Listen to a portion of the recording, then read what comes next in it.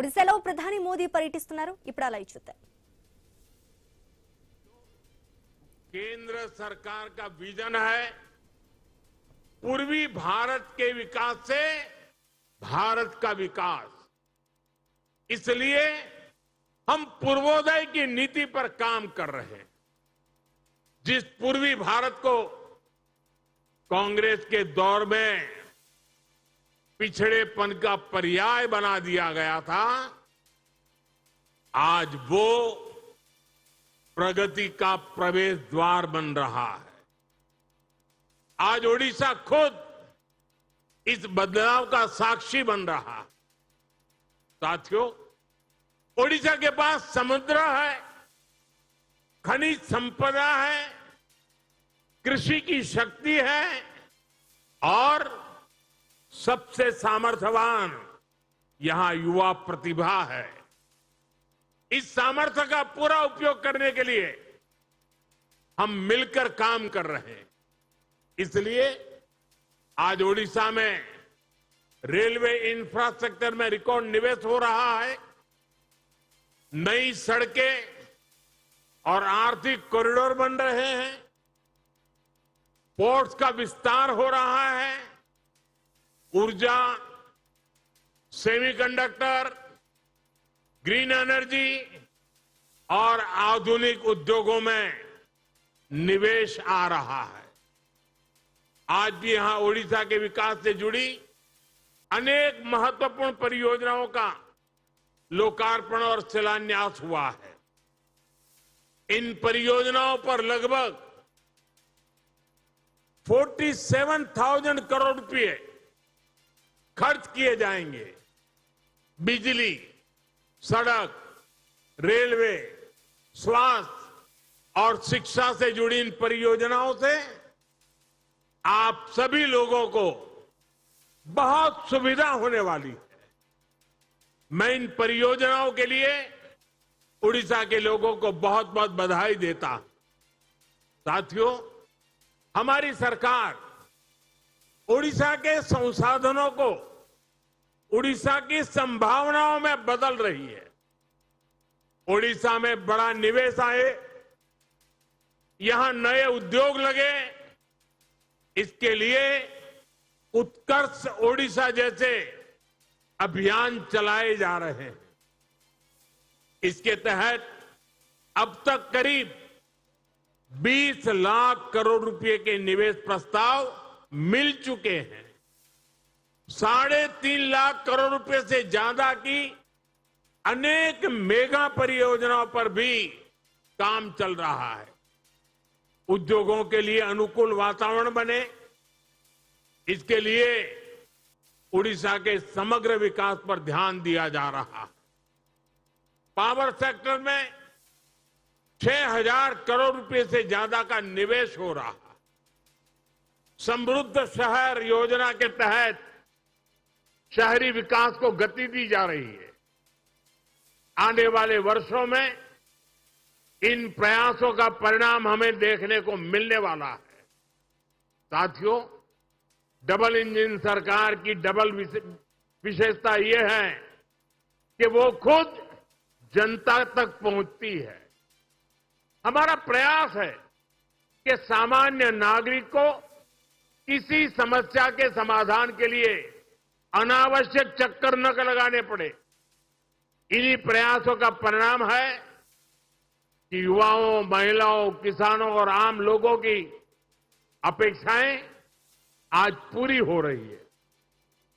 आप देखिए, धान खरीद में किसानों को 3,100 रुपये प्रति क्विंटल देने का निर्णय लिया गया। सुभद्रा योजना के माध्यम से 1 करोड़ से अधिक माताओं और बहनों तक आर्थिक सहायता पहुंचाई गई। आयुष्मान भारत को लागू करके ओडिशा के परिवारों के लिए देश भर के अस्पतालों में इलाज का रास्ता खोला गया।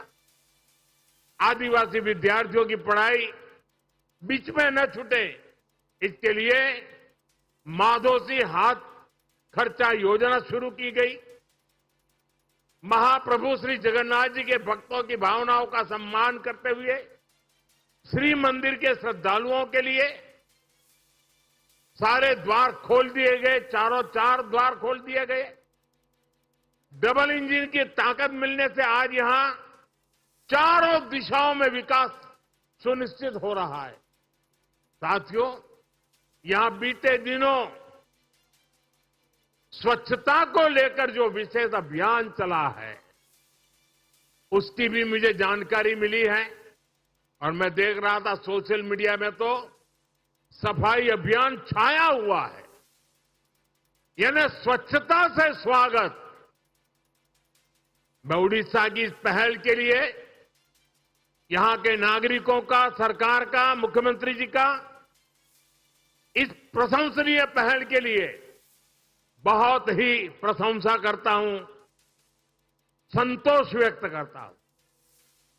साथियों, स्वच्छता हमारे जीवन शैली का हिस्सा होनी चाहिए, हर रोज की आदत होनी चाहिए।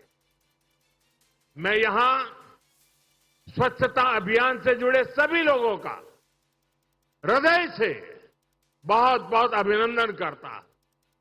साथियों, मैंने अपने जीवन का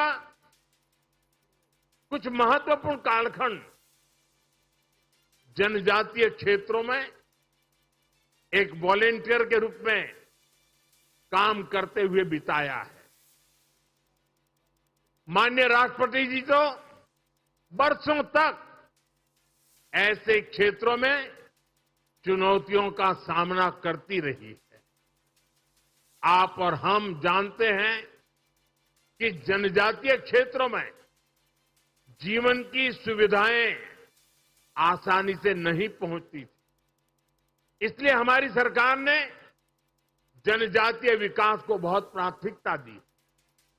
हमने ऐसे इलाकों को सुविधाओं से जोड़ने के लिए धरती आबा जनजातीय ग्राम उत्कर्ष अभियान शुरू किया।